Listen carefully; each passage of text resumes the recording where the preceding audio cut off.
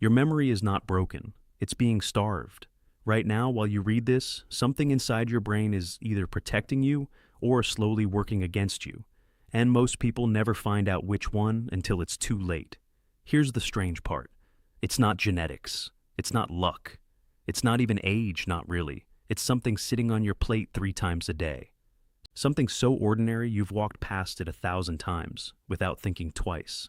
Stay with me, because in the next few minutes, I'm going to walk you through exactly what real research, not internet rumors, not supplement ads, says about the foods that protect your brain. And I'm also going to tell you about the foods people think are helping them, that aren't doing much at all.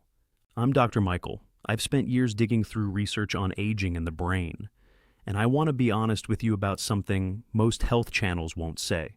There is no magic food, no single ingredient that flips a switch and saves your memory. If someone tells you that, they're selling you something. But here's what's true, and it's more powerful than any miracle claim. Certain foods eaten consistently over years are linked to a slower decline in memory. Some have even shown up in real physical brain tissue studies, not surveys, not guesses, actual brain tissue. And once you understand why, you'll never look at your grocery list the same way again. Let's start with the danger most people don't see coming. Your brain is not separate from your body. It depends on blood. It depends on blood vessels. It depends on oxygen flowing steadily, minute by minute, into tiny capillaries you'll never feel. And the foods that clog your arteries, they don't just threaten your heart. They quietly starve your brain too. Think about that for a second. Every unhealthy meal isn't just a number on a scale. It's a decision your brain feels, even if you don't feel it yet. That's the hidden danger. Most people treat heart health and brain health like 2 different conversations. They're not. They're the same conversation. And once researchers realized this, they stopped asking, what food is good for the brain? And started asking a smarter question. What food is good for the blood vessels that feed the brain? That question changed everything. So, let's talk about the first food that keeps coming up again and again in serious research. Fatty fish. Not fish sticks. Not fried fish. I mean real fatty fish. Salmon, cod, canned light tuna, pollock.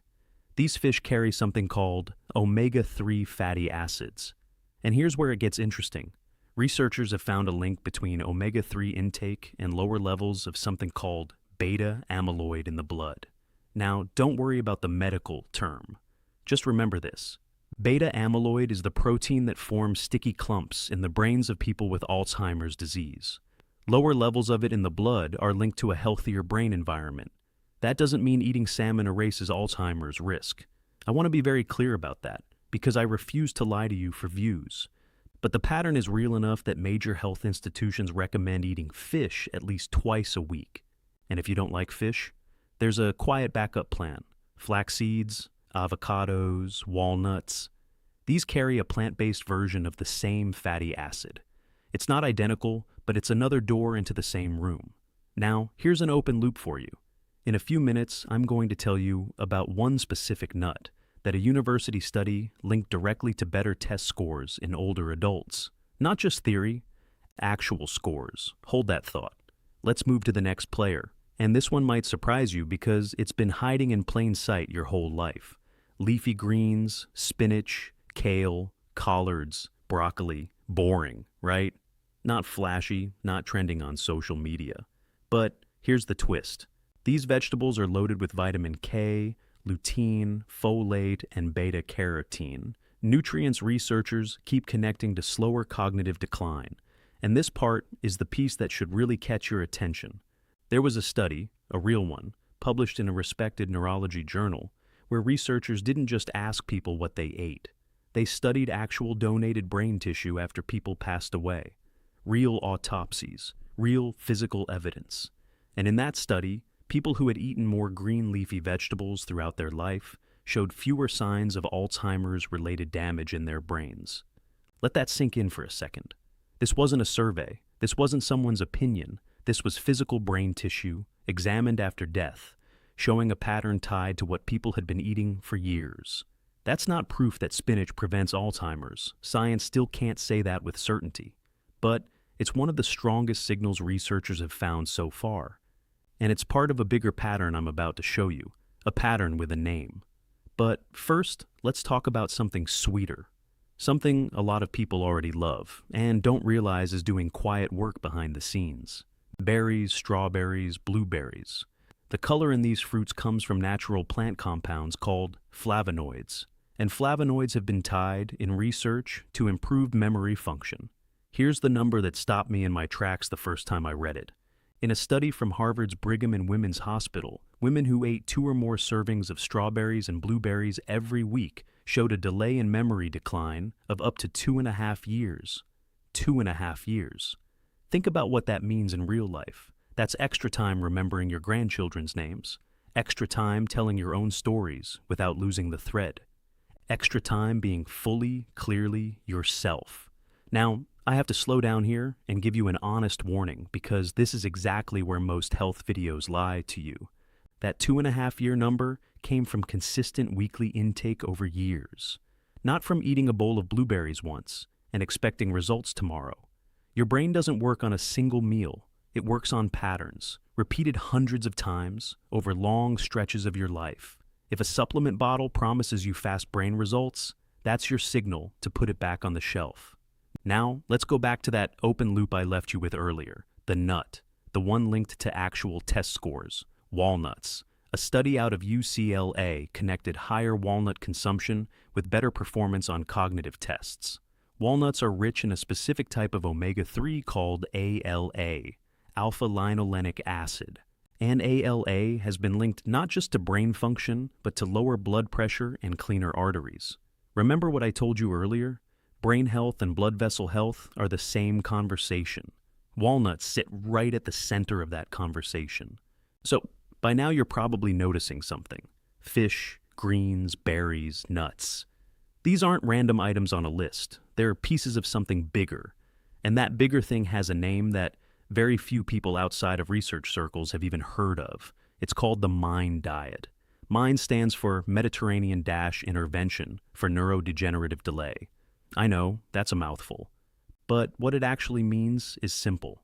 Researchers combined 2 proven healthy eating patterns, the Mediterranean diet and the DASH diet, and built something specifically designed with the aging brain in mind. The MIND diet leans heavily on vegetables, especially green leafy ones like spinach, romaine lettuce, and kale. It prioritizes berries over other fruits. It includes beans, nuts, and at least 1 serving of fish per week. The Mediterranean version pushes that even further, recommending at least 3 servings of fish a week, along with vegetables, fruit, legumes, and nuts. And remember that brain tissue study I mentioned? The one with real autopsies? That same research connected these eating patterns to fewer signs of Alzheimer's-related damage in the brain. Not a guarantee, not a cure, but one of the clearest, most physically grounded links researchers have found so far. Now here's where I have to slow down again, because this next part is the part most channels skip, and skipping it is dangerous.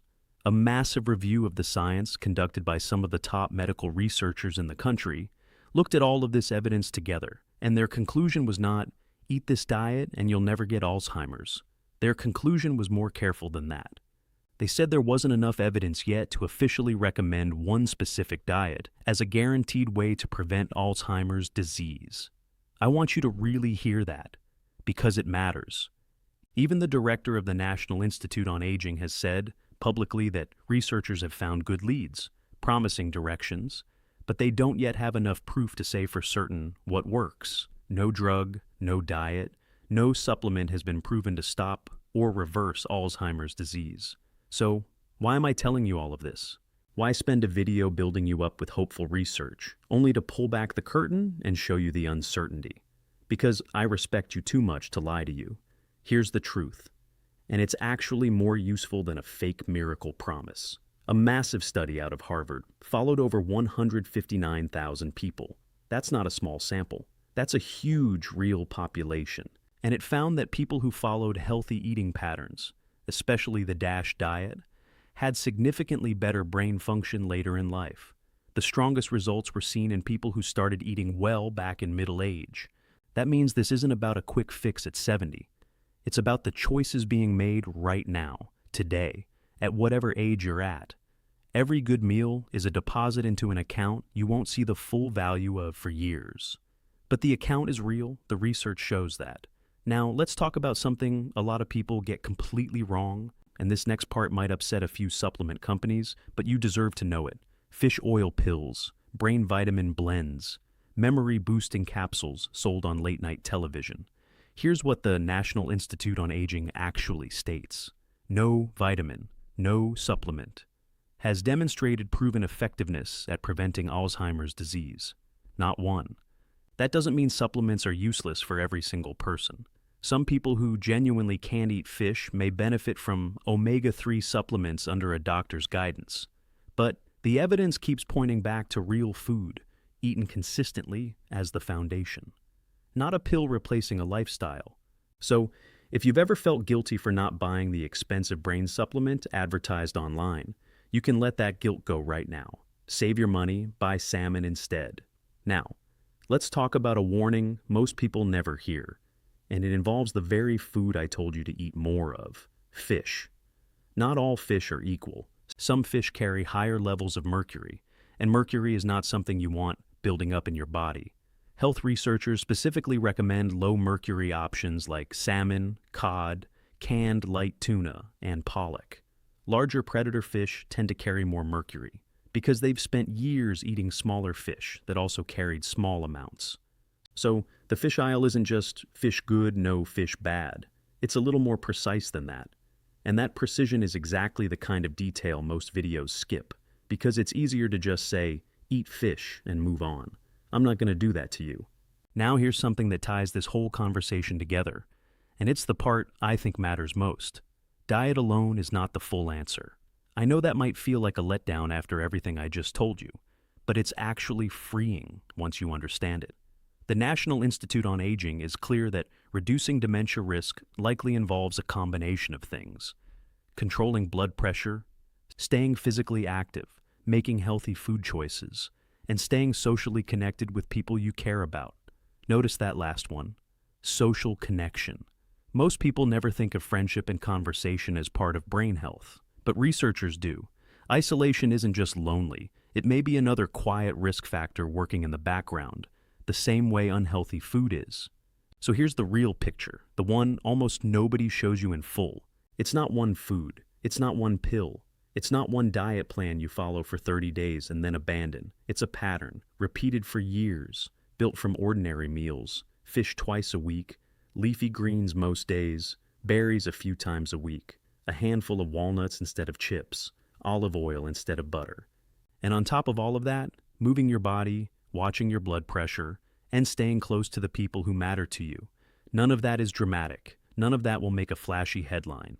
But it's what the actual research keeps pointing toward over and over again. From Harvard, from the National Institute on Aging, from independent university studies that have no product to sell you. Now let me leave you with one more thought, because I think it's the most important thing in this entire video. There is no guarantee here. I can't promise you that eating spinach 3 times a week will stop memory loss. Nobody honest can promise you that.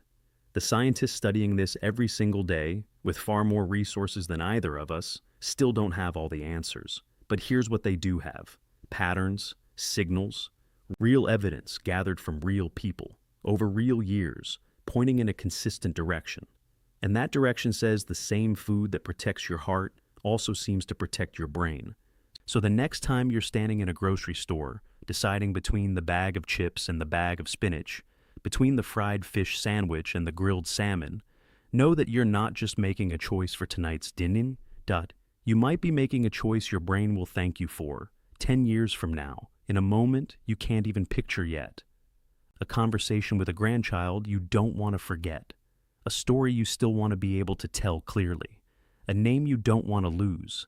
That's not fear. That's not a sales pitch.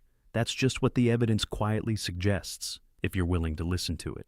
So I'll leave you with this question instead of a typical ending. What's on your plate tonight and 10 years from now when you think back on today? Will you be glad you chose it?